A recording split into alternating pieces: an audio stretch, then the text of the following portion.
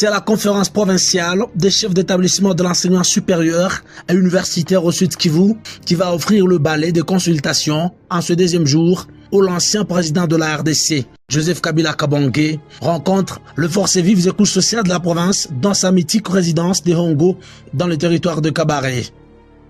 Le Raïs reste focus sur la situation sécuritaire préoccupante à l'est de la RDC et veut à tout prix y apporter sa contribution, comme annoncé dans son récent discours à la nation. Après, c'est la plateforme de confession religieuse de la province du Sud Kivu qui a été consultée par l'ancien président, saluant son expertise pour pouvoir sortir le pays de cette crise, le dialogue étant la seule voie.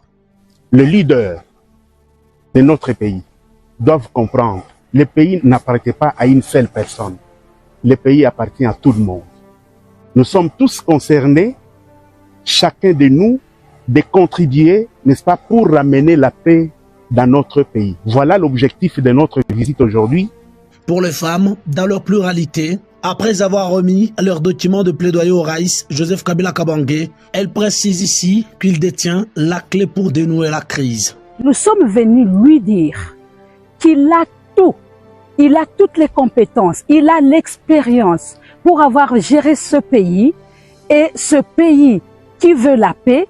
Et donc nous demandons au président honoré de la République démocratique du Congo de s'impliquer effectivement et totalement dans la recherche de la paix en RDC. Et cette recherche de la paix qui doit passer d'abord par la cessation des hostilités immédiatement et donc les armes doivent se taire. Deuxième chose, nous lui avons dit que nous soutenons toute initiative de paix.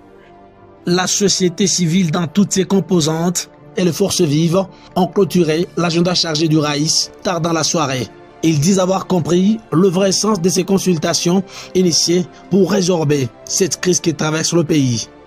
Il est congolais comme tout autre congolais et il a voulu écouter la voix des sans-voix qui est la société civile. Et à cette rencontre, nous disons aux acteurs qui ont eu de confusion de vouloir émettre les avis contraires à cette rencontre qu'ils ont dévié leur mission. Nous décidons d'accompagner l'approche pourvu qu'il y ait les retours de la paix dans notre province du Sud Kivu. Il faut dire qu'au regard de l'engouement observé en ce deuxième jour à Hongo, l'initiative de l'ancien chef de l'État suscite de plus en plus l'appropriation de la part de toutes les composantes de la population.